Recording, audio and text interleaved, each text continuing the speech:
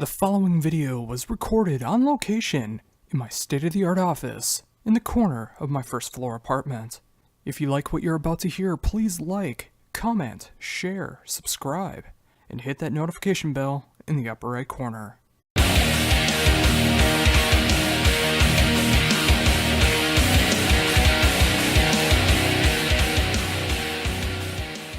Hello there. Hi, how's it going? Super, and you? I'm doing great. Thank you for taking the time to do this interview. Yeah, I'm really happy that you sent the message because the previous one ended already. So. Oh yeah. So. Yeah, I try to send it about 5-10 minutes early, just so you're aware that I'm ready to do it, but I also don't want to interfere with the one that's previous before me. Yeah, perfect. That's really well thought. But yeah. All right, cool. I'm all yours, as they say. Well, awesome. Well, again, thank you for taking the time to do this. We did talk a few years back, 2013, in Minnesota, so it's great to be able to catch up for the brand new album, Two Paths, which comes out September 15th. And I've gotten a chance to check out the album over the weekend, and I gotta say, this is some of the finest music you guys have done to date. Well, thank you very much. I'm really happy that you had time to listen to it, because I already did one interview where the guy said, yeah, I actually got it last night, but I didn't have time to listen to it. So, well, that happens, you know, people have other life also, so you never know. Oh, but anyway, yeah, thank you for the kind words. And yeah, I actually remember us talking. Was it 2013? Shit, time flies. Yeah, it's funny because I actually met my girlfriend at that show, and we're still together, and we're moved in together now and everything, and it was from that common love of Pagan Fest. Nice. Hey, congratulations. Did you pop the big question already? Not yet. I'm getting there, but we're not there yet. But yeah, I mean, it all stemmed from that Pagan Fest show and getting to see you guys headline. Nice. Oh, congratulations. I'm really happy for you. Oh, well, thank you. Well, rather than just getting into my love life, of course there is the brand new Ensiferum album, Two Paths. How did this whole new album come to be? Well, the way we compose is, we have on all the time, the process is going all the time. Like now we're already working with the new songs, and like on this album, like pretty much all the albums before, there are songs that it might take years to complete. And like on this album, there's a song called I Will Never Kneel, and I think it was 7 years ago when I made the first demo. Like it had probably 2 parts, but anyway, the whole process started then. But then there's a song like King of Store, which was made in less than a year. So yeah, that's how we compose, and that seems to work for us really well. That's something hasn't changed that much, because we are a band there. Even though Marcos is the founder of the band and kind of heart and soul of the music, but still everybody can bring their ideas, and we arrange everything together in rehearsal room. And I really like this way we work, because then everybody's involved and we have full democracy in a band, and then everybody is really committed, and everybody can stand behind all the songs, and it's really like a band thing. Yeah, and that is so great to hear, especially in 2017 when you're so used to just transferring files to everybody through the internet and not even seeing each other until a couple days before a show, let alone being able to get into a rehearsal room or a studio room and being able to just work on the songs together organically and just make those songs from the ground up again. Yeah, it would be really weird. Well, I have played as a session musician for some albums where I haven't met all the people or playing on the album, and it feels kind of weird. But on the other hand, those are where I've been just hired gun just to do bass lines. But really to compose stuff that way, that would be really weird. I really can't see that happening ever for us, because the thing for us, things are just getting better. The way I see it, album after album, because when you work together for years, like 4 of us, the guys, well, Netta joined now officially, but we've been together since 2004, 2005, and we've done quite a few albums and countless shows already, so we know each other really well, and I would say we trust each other's vision much better nowadays. It's, even though sometimes it's really hard to explain what you have in your mind, or let's try this and this, and there's going to be really cool harmony on this and this, but especially nowadays, everybody trusts if somebody has a strong vision or something, and so that's what I really like, that it just keeps getting better, and there's still a lot of hunger. And on this session, because we did the album, sorry, I'm getting carried away, just stop me if you want. But we did the album a little bit differently. I mean, well, you probably know we used analog equipment as much as possible, like all drums, bass, rhythm guitars, and harsh vocals were recorded on tape.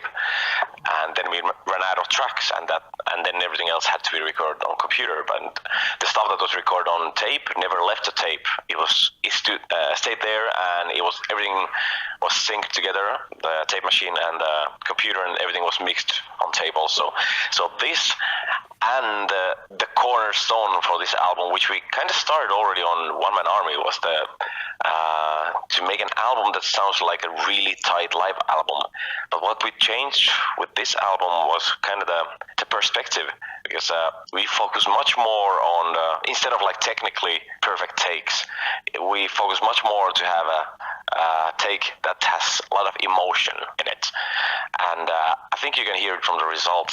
And also, when we recorded drums, everybody was playing same time. And I think there are 3 or 4 songs where the bass lines are from the same take. So it's drum and bass recorded at the same time, the whole song on the album. And at least 2 songs were without click. And so that really gave a really natural groove for the album. And okay, now I'll let you ask some questions because I'm getting carried away. Oh, no, not at all. I actually really like that more rather than just like me reading off a piece of paper and just waiting for you to answer and not listening to what you're saying or anything like that. So, it's like, I love hearing all that insight that goes into it. And yeah, I was going to bring up the fact with the analog taping, because like I usually don't read the press release before I get the promo. I like being able to listen to the album before I hear more of the insights on it, so I can have my own take on it. And I noticed that it did sound like very warm, very bright in the production value. And then once I read that it was done with mostly analog tape, it was really cool to be able to harken back, and it really shows the technicality of everyone in the band being able to play that tight and being able to afford being able to use the analog tape rather than having to go easy and go the more digital route. Well, in a way, it's I think if you play an instrument, you should be able to play your own songs.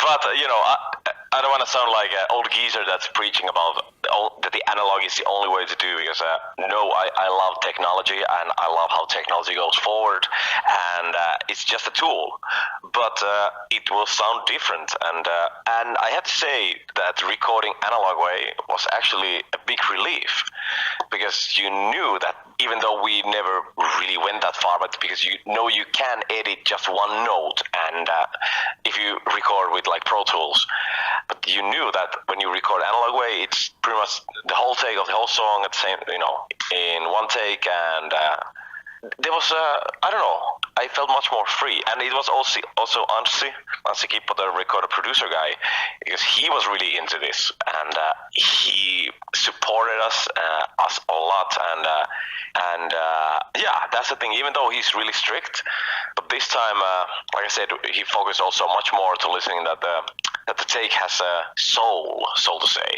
And many times he said, technically that's a perfect take, but it's still missing. He always said,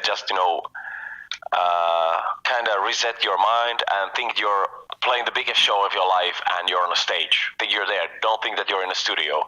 And he really used that kind of images to get us in the right mood when we're playing, and especially singing. And yeah, that was a really nice way to work.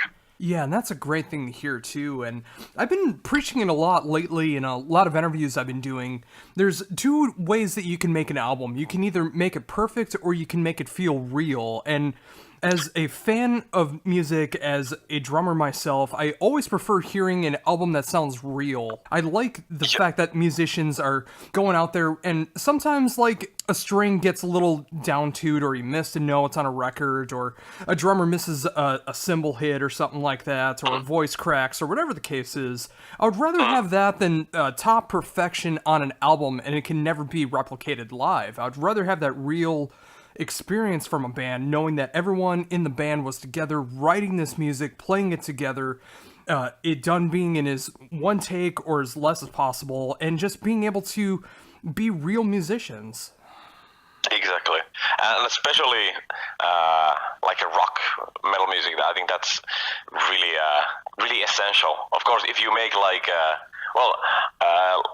two of my two bands I really like are The Prodigy and also Björk, and of course they use a lot of digital stuff, and but that's their thing, and that's the soundscape that they're building. But if you have like a band playing, I totally agree. I really enjoy hearing that it's human beings playing that, and especially drums. If everything is triggered, and what's the plugin that that you put everything in the right place. You see, I don't even know the name of the plugin, but you know what I mean. I think Drum Kit from Hell is that the one I'm thinking of, or Easy something, Drummer. Something. Yeah. Yes, something like that. That you kind of put everything exactly on the right time, and then why would you have a drummer in a band if you do that? And in a way, it's really sad because there are really good drummers in really good bands, but still this stuff gets done, and I think it's pity. But again, I don't want to preach. Everybody has their idea of their own music and what it should sound like, and there's no right or wrong. It's anyway, it's art. It's not a competition, and it's definitely there's no just one way to do it. But this is the way we like to do it because we're old geezers and maybe old school. And anyway, it sounds much better in our ears. So even though it sounds really selfish, but yeah, I think it's as an artist, you have to please your own ears first, and not think about what people want to hear. Because I have to say, we haven't used trigger, and some people are like, "What the fuck? These drums sound really weird." I'm like, yeah, that's how the drums sound when you actually record them, because everybody's so used to nowadays to have like triggered music, and it's actually quite interesting that people are losing the touch. In a way, to what it should sound. It's funny that you bring that up because when you were mentioning that about making sure that the drums are done in one take, or else it really does feel like it was cut and paste work. I remember back when I was recording one of my first projects, and I thought that recording, you had to do it all in one take or else it wouldn't sound right. And I remember getting past the one verse in my first recording, and I was told to stop, whether I wanted to or not, to stop. And I asked if there was like a problem on the production side or something. Says, oh no, we cut and paste everything. You just do the verse, you just do the chorus, and then we put everything together. And I was very mystified about that. It's like, why would I not just play the whole take if I can do it? I mean, I prepared to do the whole take. Exactly. Well, that's a terrible example. I mean, it's a good example how terrible it can be. Oh yeah. But yeah, no. Especially if you have musicians who can play their instrument, it's I don't know, it's weird. I understand because I know there are.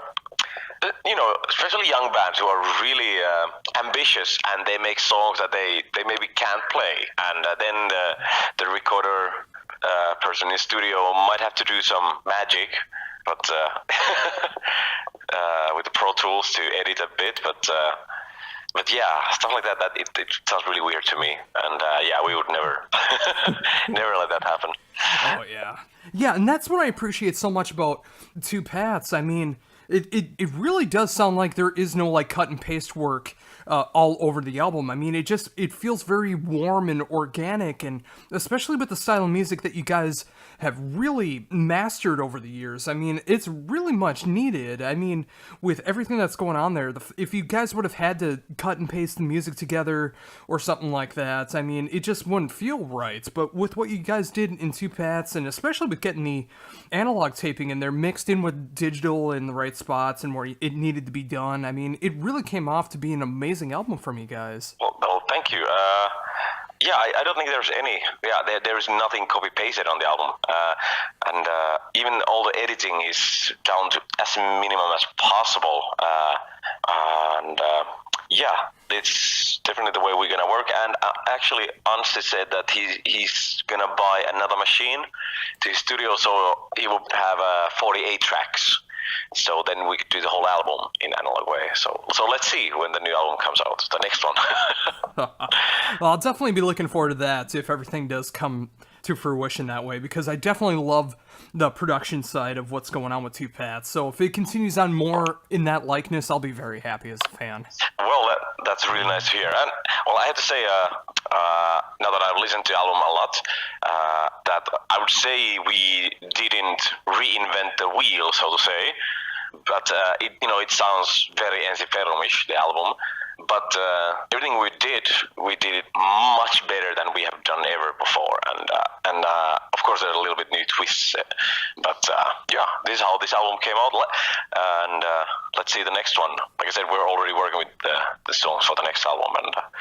But let's focus on this one first. I really can't wait to play this stuff live, because it turned out to be that there are quite a few sing-along songs and really catchy tunes, and so we're already having a hard time to decide the set list for the upcoming tours, because of course we would like to play the whole album, but I know from experience, I'm a big fan of Iron Maiden, and I went to see them on which tour they did it. I think it was the Matter of Life and Death tour. Oh, yes. And they played the whole new album and maybe 2-3 old songs. And I had to say, nah, that wasn't.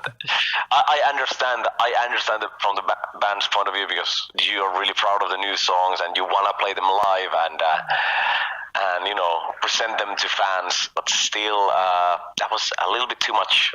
So the way I see it, it might be best to. Usually we do like 2 tours at least in North America and at least 2 in Europe with the new album. So I would say the good option is to divide it in half and play first half of the new songs and then the second half on the next one. But let's see, because all the songs on the album are definitely playable live, and it's going to be interesting to see the people's reactions. And yeah, I'll definitely be looking forward to that as well. I mean, yeah, and that Iron Maiden is a great example of it can really tear Iron Maiden fans one way or the other. Like, I know there were some people who really appreciated the fact that they did the whole album from start to finish. You had a lot of diehard fans, especially ones who have never seen them before. They didn't get to hear the classic songs that they wanted to hear from a band like Iron Maiden. So it's a very polarizing thing, but I would say, especially in Ensiferum's case, I mean, being able to represent the album in the best way possible, but also going back and playing the songs people want to hear, and of course the songs that you want to be able to play live as well, to get that good mix of everything. I mean, that's what makes for the best possible live show. Exactly, I agree with you 100%. I think that's a way to do a good set list with a new album, than have maybe 5-6 new songs, and then have definitely songs that the band enjoys to play live. I think that's really crucial, because if the band don't enjoy playing some song, it's really weird attitude to play something like that. And also, we always had this idea of playing songs from every album on every show, but it's getting harder and harder because the more albums you have, especially when you're promoting a new album, it's getting really hard to do that. And we also had the idea on the long tours to have some rare songs also in the set list. But if you add all that up, you end up having 2-hour show, and where all geezers will be dead in a week. Well, let's see. We still haven't decided the set list yet, so we're still debating about that. And with that, I usually don't keep track too much outside of the North America touring, but do you change the setup much when you're going from Europe to North America to the rest of the world? It depends. It depends a lot, because obviously we play much more in Europe and certain countries like Germany, so we might actually do more kind of obscure set there, because we have really hardcore fans there, and in a place where you don't play that often. Of course, it's also smart to play the songs that people also want to hear, to make it more hit set list. But there is no strict rule in the band about this. We always go with the flow, and especially with the new songs, you notice at some point which songs are really working well live, and of course it would be stupid to leave those out. But yeah, it's impossible to say at this point. I know, yeah, like I said, we're gonna come there, and there's unfortunately this autumn it's only gonna be, well, not unfortunately, it's already a lot of shows, but there's no long tours this autumn when the album comes out. We're only gonna do like 6 shows in Central Europe, then actually 10 shows in Finland, which we'd never done before. And then actually South America, Russia, and then there's going to be Asia, and after that we're coming. That the plan is to come to North America, and then the longer tour in Europe, and then it's already summer festival season. So it's the circle of life. See, I'm getting carried away here again. But the good thing is that when we get there, we already are. We should be pretty tight live band with the new songs already at that point, because we're done quite a few shows. Because that sometimes, it's always when you play the new songs for the first time, there's extra butterflies in your stomach, and nobody knows what to do on stage. And the best part is, with the plan that you got already so far, when you get to summer festival season next year, you'll be so sick of the new songs and every songs that you're playing live that you'll have the new songs for the next album already prepared and ready to record. I really hope that actually a year from now, like after next year's summer festivals, we'd actually talk about this with Anssi, that we would already go and record even like raw demos of what we have already at that point, and kind of start the whole process a bit earlier this time, because of course we have always recorded demos in a rehearsal room, and that's I really recommend for bands, by the way, to record demos as much as possible, because they are really good tools. And anyway, next autumn I really hope we can go to record demo with Anssi, because I'm sure he will be the recorder producer for the next album also, that then he hears them also at that point, and he can come up with ideas, and as an outsider in a way, somebody who hasn't become kind of deaf already to the songs and the arrangements.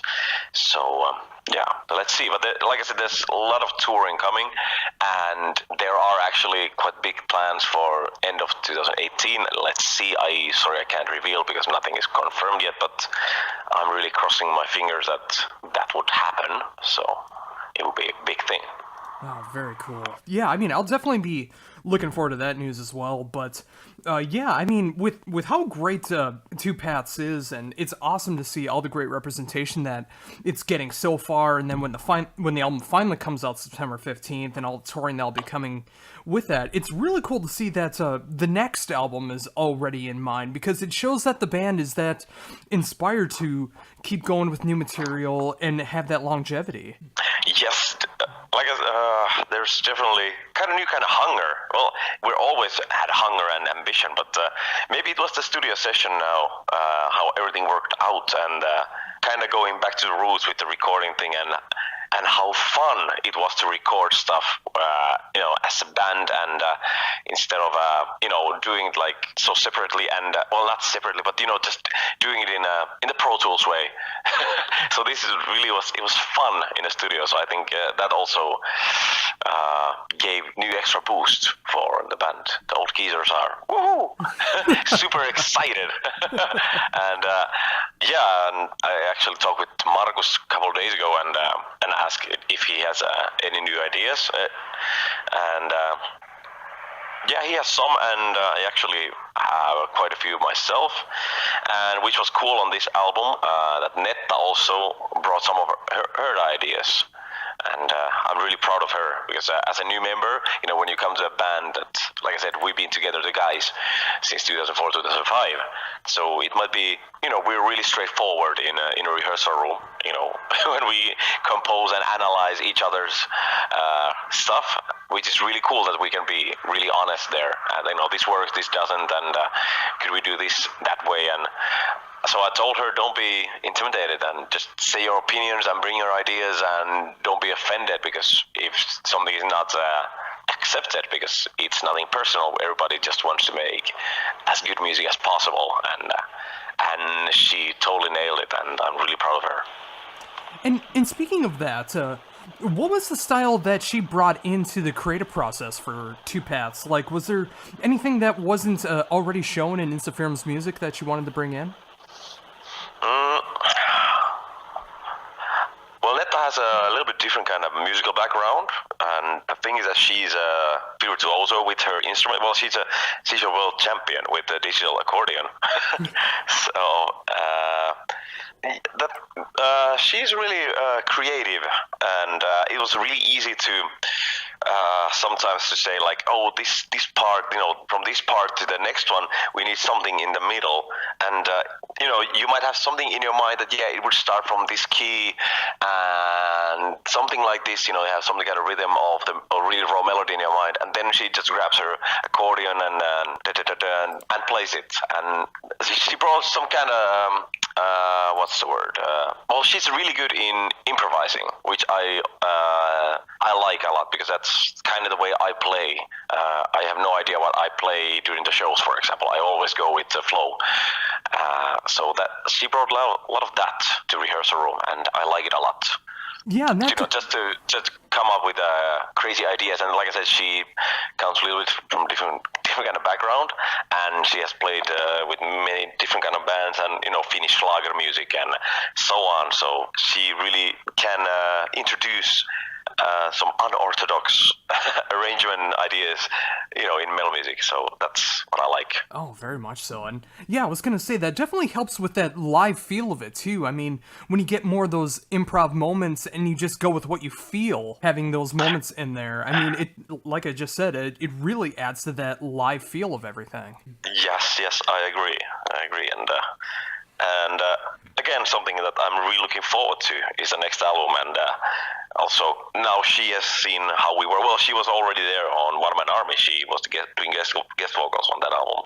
But anyway, now she saw it in a totally different perspective, because she was inside the band, and now she knows how we work, how slow we are, but that things can proceed quite fast when you just have the idea. So I'm really looking forward to her input on the next album. Yeah, I am as well. And until then, I mean, I really love what you guys have done with Two Paths. I mean, it just feels like such a great, tight collection of music, everything from the production to the songwriting to hopefully the live experience too. I mean, and I can't imagine you guys aren't coming to Minnesota or close to it, so when I finally get a chance to be able to hear the songs live, I just imagine that they're going to feel just as great as they do on the record.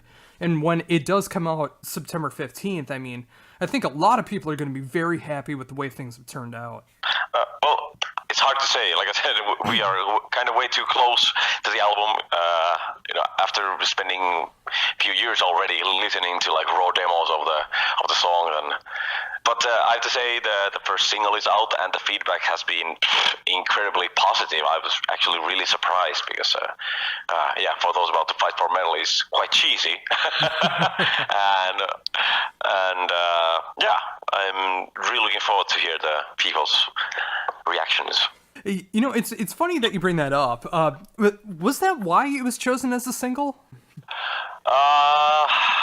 Well, I have to be honest, I probably got left out from some email chain or something, that I didn't even know that it would be the first single. I thought it would be the video song, which will come out in a week and a half or something like that. But I'm actually really happy that was the first single, because it was anyway like anthem, like a tribute to all our fans around the world, and well, obviously a tribute to two great bands, AC/DC and Manowar, and it's really shameless tribute to all all these. But yeah, let's see.